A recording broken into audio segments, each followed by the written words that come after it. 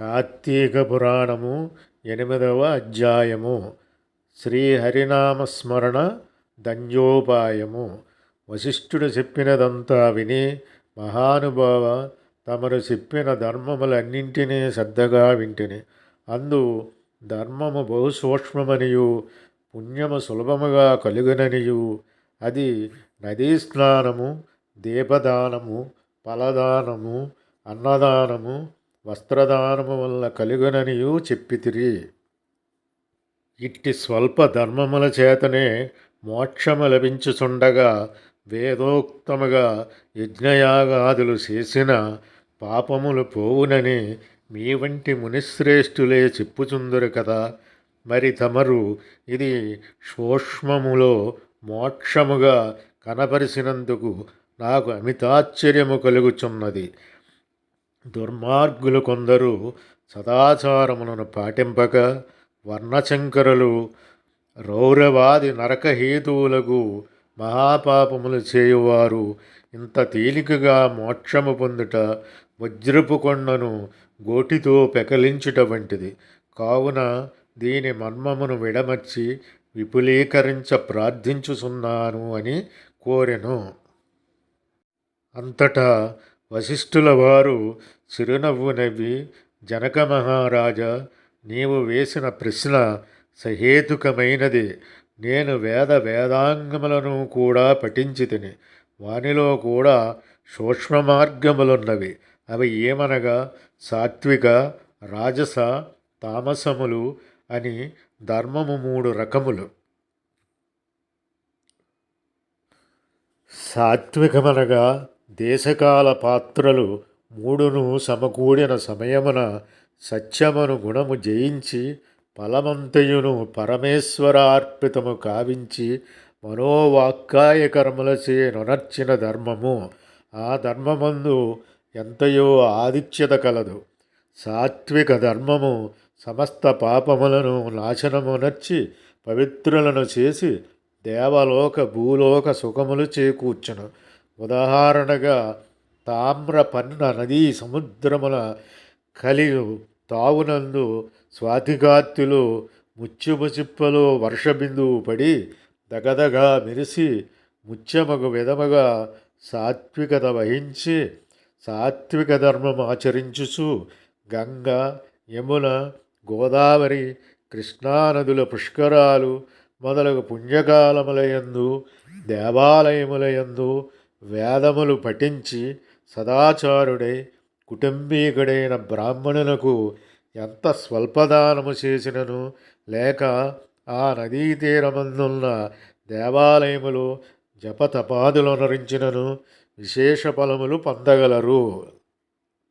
రాజసధర్మమనగా ఫలాపేక్ష కలిగి శాస్త్రోక్త విధులను విడిచి చేసిన ధర్మము. ఆ ధర్మము పునర్జన్మహేతువై కష్టసుఖాలు కలిగించున్నది అగును. తామస ధర్మమనగా శాస్త్రోక్త విధులను విడిచి దేశకాల పాత్రలు సమకూడని సమయమున డాంబికాచరణార్థము చేయు ధర్మము. ఆ ధర్మము ఫలము నీయదు. దేశకాల పాత్రలు సమకూడినప్పుడు తెలిసి గాని తెలియక గాని ఏ స్వల్పధర్మము చేసినను గొప్ప ఫలమునిచ్చును. అనగా పెద్ద కట్టెల గుట్ట చిన్న అగ్నిగణములతో భస్మమగునట్లు శ్రీమన్నారాయణ నామము తెలిసి గాని తెలియక గాని ఉచ్చరించిన వారి సకల పాపములు పోయి ముక్తి నొందుదురు. దానికొక ఇతిహాసము కలదు. అజామీళుని కథ. పూర్వకాలమందు కంజాకుబ్జమును నగరమున 4 వేదములు చదివిన ఒక విప్రుడు కలడు. అతని పేరు సత్యవ్రతుడు. అతనికి సకల సద్గుణ రాశియగు హేమవతి అను భార్య కలదు. ఆ దంపతులు అన్యోన్య ప్రేమ కలిగి అపూర్వ దంపతులని పేరు బడిసిరి. వారికి చాలా కాలమునకు లేక ఒక కుమారుడు జన్మించెను. వారు ఆ బాలుని అతిగారాభముగా పెంచుచు అజామీళుడని నామకరణము చేసిరి. ఆ బాలుడు దినదిన ప్రవర్ధమానుడగుచు అతిగారాభం వల్ల పెద్దలను కూడా నిర్లక్ష్యముగా చూచుచు దుష్ట సావాసములు చేయుచు విద్యను అభ్యసింపగా బ్రాహ్మణ ధర్మములు పాటించగా సంచరించుచుండెను. ఈ విధముగా నుండగా కొంతకాలమునకు యవ్వనము రాగా కామాంధుడై మంచి చెడ్డలు మరిసి యజ్ఞోపవేతము త్రించి మద్యము సేవించుచు ఒక ఎరుకుల జాతి స్త్రీని వలచి నిరంతరము ఆమెతోనే కామక్రీడలలో తేలియాడుచు ఇంటికి రాకుండా తల్లిదండ్రులను మరిసి ఆమె ఇంటనే భుజించుచుండెను. అతి గారాభము ఎట్లు పరిణమించినదో వింటివా రాజా? తమ బిడ్డలపై ఎంత అనురాగములను పైకి తెలియపరచగా చిన్ననాటి నుంచి అదుపు ఆజ్ఞలలో ఉంచకపోయిన ఎడల ఈ విధంగానే జరుగును.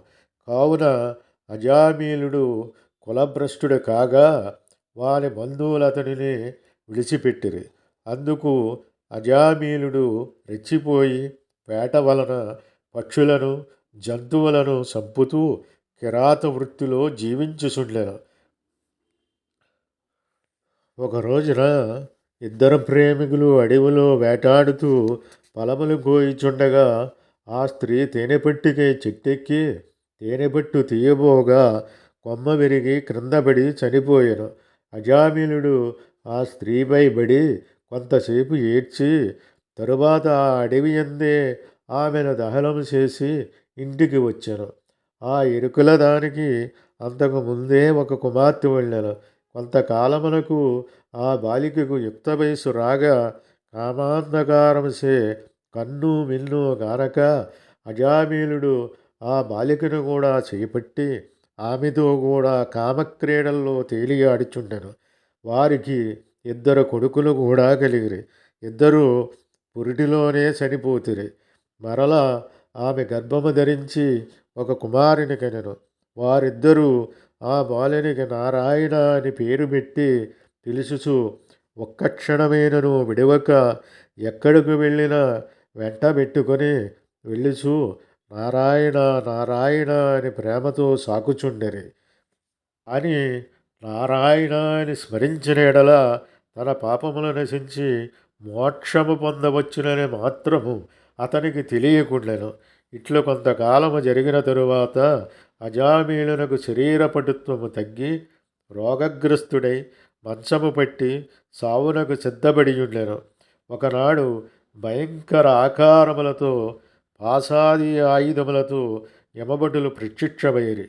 వారిని చూసి అజామీలుడు భయము చెంది కుమారునిపైనున్న వాత్సల్యము వలన ప్రాణములు విడివలేక నారాయణ నారాయణ అనుచూనే ప్రాణములు విడిచెను. అజామీలుని నోట నారాయణ అయిన శబ్దము వినబడగానే యమభటులు గడగడా వణకసాగిరి. అదే వేళకు దివ్యమంగళాకారులు శంకు చక్ర గదాధారులు అగు శ్రీమన్నారాయణే దూతలు విమానములో అచ్చటికి వచ్చి, ఓ యమభటులారా, వీడు మావాడు, మేము వీరిని వైకుంఠమునకు తీసుకుని పోవుటకు వచ్చితిమి అని చెప్పి అజామీలుని విమానం ఎక్కించి తీసుకుని పోవుచుండగా యమదూతలు, అయ్యా మీరెవ్వరు? వీడు అతి దుర్మార్గుడు, వీరిని నరకమునకు తీసుకుని పోవుటకు మేము ఇచ్చటికి వచ్చితిమి కాన వానిని మాకు వదలుడు అని కోరగా విష్ణుదూతలు ఇట్లు చెప్పదొడంగిరి. ఇట్లు స్కాంద పురాణాంతర్గత వశిష్ట ప్రోక్త కార్తీక మహత్యమందలి 8వ అధ్యాయము 8వ రోజు పారాయణము సమాప్తం.